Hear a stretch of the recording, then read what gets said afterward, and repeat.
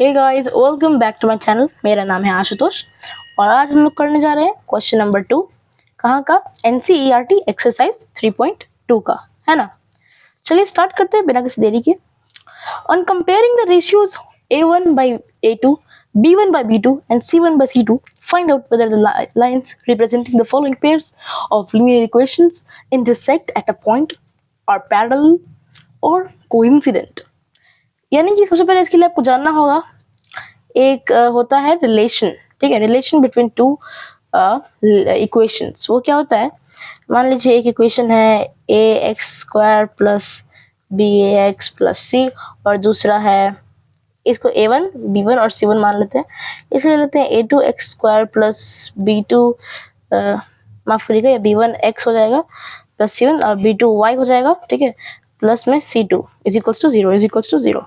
अब देखिएगा, अगर a1 by a2 is equals to b1 by b2 is equals to c1 by c2, इससे क्या मिलेगा? अगर आप कार्टेशियन प्लेन पर जाओगे, a1 by a2 is equals to b1 by 2 equal to c1 by c2, अगर ये आपको कहीं मिल जाता है, ये वाला रिलेशन अगर आपको मिल गया, तो समझिए कि एक जो ग्राफ बनेगा एक इक्वेशन का वो ऐसा होगा, और जो दूसरा होगा वो इसी में क्या करेगा? कोइंसाइड करेगा, कोइंसाइड कर जाएगा, ठीक है। तो अगर ये ऐसा बनता है तो इसे हम लोग बोलते हैं इनफाइनाइटली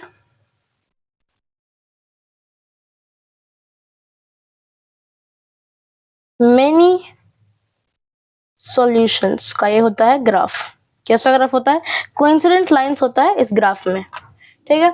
अब अगर हम बात करें दूसरे वाले की, जो कि हो जाएगा a1 by a2 is equal to b1 by b2 is not equal to c1 by c2, ऐसे केस में जो ग्राफ होगा वो कैसा होगा? आइए देखते हैं। मान लीजिए एक ग्राफ ऐसा बना है, तो दूसरा कैसा बनेगा? ऐसा। यानी कि जब भी a1 by a2 is equal to b1 b2 और not equal to c1 by c2, तब क्या बनता है?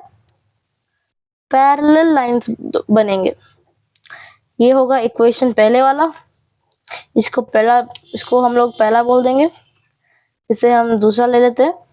तो ये जो पहला ये वाला लाइन है, ये पहला इक्वेशन को सिंबलाइज कर रहा है और ये दूसरे वाले को। अब ये दोनों क्या है? पैरेलल है।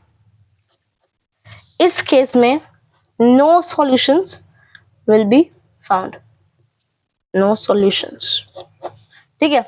एक लास्ट होता है कि a1 by a2 अगर is not equal to b1 by b2 हो जाए, तो सिर्फ एक ओनली वन यूनिक सॉल्यूशन होगा फॉर्म। अब वो कैसे भाई? इसका ग्राफ देखेंगे अगर हम लोग,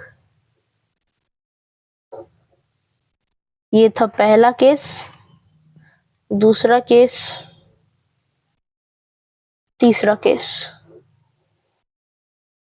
इस केस में अगर एक इक्वेशन का ऐसा ग्राफ बन रहा है, तो दूसरे का कुछ ऐसा बने।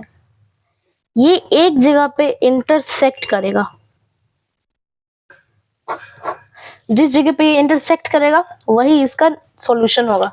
यानी कि इसका सिर्फ एक only one unique solution can be possible in case of a1 by a2 is not equal to b1 by b2, ठीक है। अब हमें इस क्वेश्चन में, क्वेश्चन नंबर 2 में इसी का यूज करना है। कैसे करेंगे आइए देखते हैं। पहला वाला देखते हैं, ऑप्शन 2 का फर्स्ट ऑप्शन क्या है क्वेश्चन, चलिए देखते हैं। 5x माइनस में 4y, क्या दिया हुआ है? 5x माइनस में 4y, 5x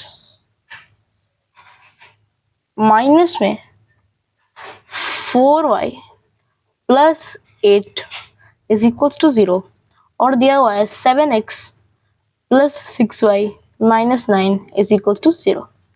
यहाँ पे हमें तीनों ही चीजों का रेशियो निकालना है, a1 by a2, b1 by b2 और c1 by c2। इन सब का हमें रेशियो निकालना है, तो निकालते हैं।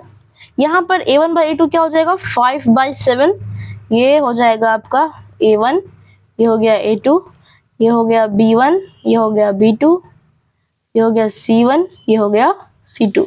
तो 5/7 कॉमा -4/6 कॉमा माइनस में 8/9।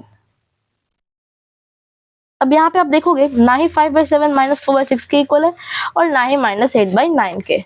तो A1/A2 is not equal to A1/B2। अगर ऐसा कुछ होता है, याद करिए हमने क्या बताया था कि उसका सिर्फ एक ही सॉल्यूशन होता है, यानी कि क्वेश्चन नंबर 1 है हैज ओनली वन सॉल्यूशन। देखिए कितना सिंपल है, इसी तरह हमें करते जाना है क्वेश्चंस। चलिए इधर देखते हैं, ठीक है। क्वेश्चन नंबर 2 पे आते हैं हम लोग, है ना। क्वेश्चन नंबर 2 का 2, option number 2, 9x plus 3y plus 12 is equals to 0.